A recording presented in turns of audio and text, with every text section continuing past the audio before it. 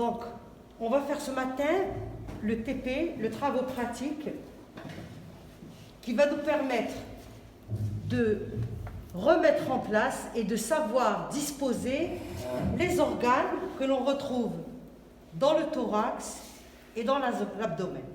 Alors, on va démarrer d'abord par cette première maquette. Alors, sur cette première maquette, vous constatez qu'il y a l'extrémité céphalique. L'extrémité céphalique, ça veut dire le cou et la tête, d'accord? Et nous avons le tronc. Le tronc. Tout ceci porte le nom de tronc. Et vous remarquez que le tronc, il va donner attache aux membres thoraciques et aux membres pelviens. Dans le tronc, on peut identifier 3 parties.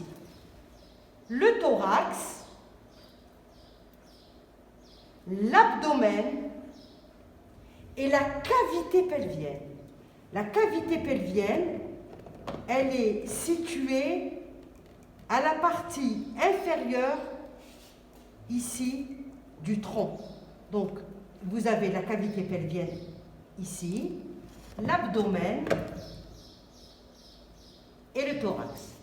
Alors, le thorax, vous savez tous qu'il est constitué par des os, notamment ici, on voit le sternum, les côtes, et en arrière, qu'est-ce qu'on a? Le rachis. Exactement. Donc, les os du thorax sont représentés par le sternum. Alors ici, il faudrait fermer cette cage thoracique. Les côtes et dorsalement le rachis thoracique. Ici, ce n'est pas de la côte. C'est quoi cet os? Exactement, c'est la clavicule. Et la clavicule, c'est un os qui appartient aux membres thoraciques. Et vous allez remarquer que les côtes ne sont pas toutes rattachées au sternum. Voilà, elles ne sont pas toutes rattachées au sternum. Bien sûr, c'est du cartilage qui rattache la côte au sternum. Il y a 10 côtes fixes rattachées au sternum par des cartilages chondrocostaux, d'accord, ou sternocostaux, et il y a 2 côtes flottantes.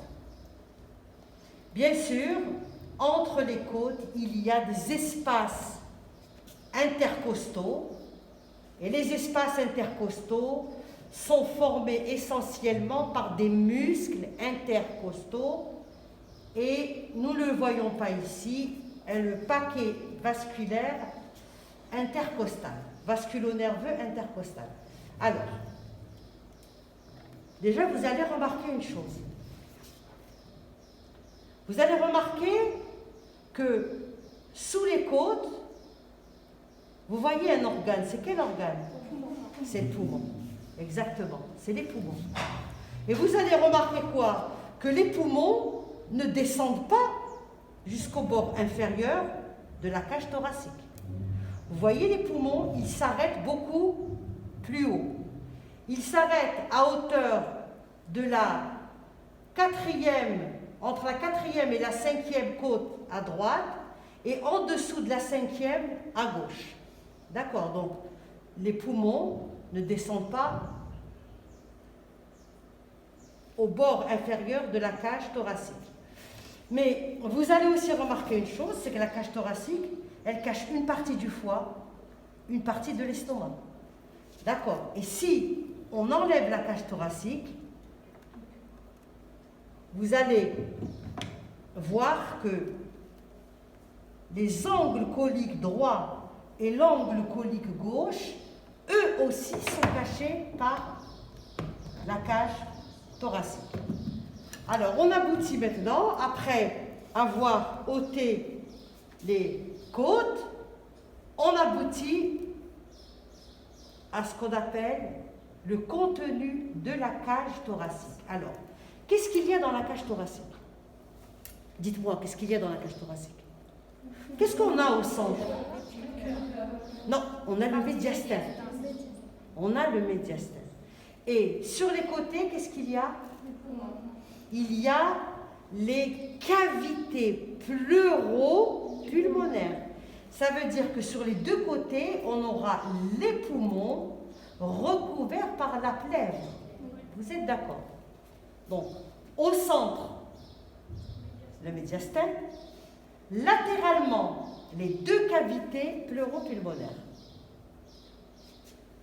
Dans le médiastin, dites-moi ce qu'il y a dans un médiastin. Alors, il y a le médiastin antérieur et le médiastin postérieur.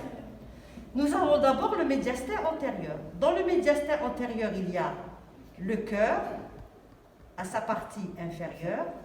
Et en haut, qu'est-ce qu'il y a? Non, il y a les gros vaisseaux. D'accord? Vous avez les gros vaisseaux. Donc, dans le médiastin antérieur, en bas, il y a le cœur. Et en haut, il y a les gros vaisseaux. D'accord? On retire le cœur et on va voir le médiastin postérieur. Alors, dans le médiastin postérieur, sur cette maquette, vous allez voir quoi?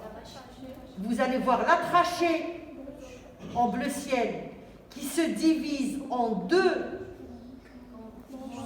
bronches souches, une bronche souche droite, une bronche souche gauche. Vous allez remarquer que chaque bronche souche va se diviser à son tour en branches lobaires. Lobaires. Parce que vous vous rappelez que les poumons se divisent en lobes. D'accord? Alors, si on reprend cette division en lobes, les poumons, à droite, nous avons 3 lobes, un lobe supérieur, un lobe moyen et un lobe inférieur. À gauche, 2 lobes, un lobe supérieur et un lobe inférieur. Et ces lobes sont séparés par quoi? Par des scissures. Combien qu'il y a de scissures à droite? 2 scissures, exactement. On a une scissure horizontale et une scissure oblique. À gauche, il y a une scissure oblique. D'accord? Donc, chaque fois que les bronches se divisent, on va avoir une division du parenchyme pulmonaire. Donc, on a d'abord poumon droit, poumon gauche. À droite, lobe supérieur, lobe moyen, lobe inférieur. À gauche, lobe supérieur, lobe inférieur. Et vous remarquez bien qu'à chaque fois, on va retrouver des divisions de l'arbre bronchique. D'accord? Alors, après s'être divisé en lobes, les poumons, ils vont encore se diviser. Alors, si vous regardez ici, vous allez retrouver à droite le lobe supérieur droit, le lobe moyen et le lobe inférieur. Et chaque lobe va se diviser encore en segments. D'accord?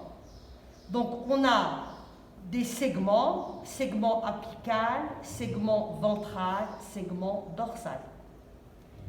Pour le lobe moyen, on a un segment médial, un segment latéral. Pour le lobe inférieur, il y a un segment apical. Ensuite, on a des segments basaux. Donc, on a un segment basal ventral, latéral, dorsal, et on en a un autre qui est ici, voilà, qui est médial. Voilà, on en a ici un autre qui est médial. D'accord? Donc il faut comprendre que les poumons se divisent en lobes et ensuite en segments. D'accord? Alors, on revient au médiastin postérieur. Alors vous m'avez dit, dans le médiastin postérieur, il y a la trachée, elle est là. Il y a quoi d'autre? Il y a l'œsophage. Et qu'est-ce que vous retrouvez ici? L'aorte. Exactement, c'est l'aorte thoracique. Donc vous savez tous que l'origine de l'aorte, c'est quoi l'origine de l'aorte? Exactement. Quoi? C'est le ventricule gauche. C'est le ventricule gauche. Voilà. Voilà l'origine de l'aorte, elle est là. D'accord. Vous avez le cœur. À droite, vous avez l'atrium droit qui reçoit la veine cave supérieure et la veine cave inférieure. Le sang qui est dans l'atrium va être chassé vers le ventricule droit et du ventricule droit, le sang est éjecté vers l'artère pulmonaire pour aller vers les poumons. D'accord? Le sang, une fois qu'il arrive au poumon, qu'il est débarrassé du dioxyde de carbone et qu'il se charge en oxygène, il va revenir par les veines pulmonaires. Il va revenir où? Vers l'atrium gauche. De l'atrium gauche, le sang va passer dans le ventricule gauche et du ventricule vers l'aorte. Et vous voyez ici la crosse de l'aorte. La crosse de l'aorte, vous voyez que de cette crosse vont partir les vaisseaux qui se rendent vers l'extrémité céphalique et vers les membres. D'accord? Et pour le reste du corps, le sang va être acheminé par l'aorte descendante, thoracique et abdominale, qu'on verra tout à l'heure. D'accord, alors je vais vous poser une petite question. C'est quoi ça? C'est le septum comment, mademoiselle? Interatrial. Interatrial? Oui. C'est pas les atriums ici. C'est le septum interventriculaire. Exactement. C'est le septum interventriculaire. Alors, ça c'est quoi? Hein? Non? Ici c'est quoi?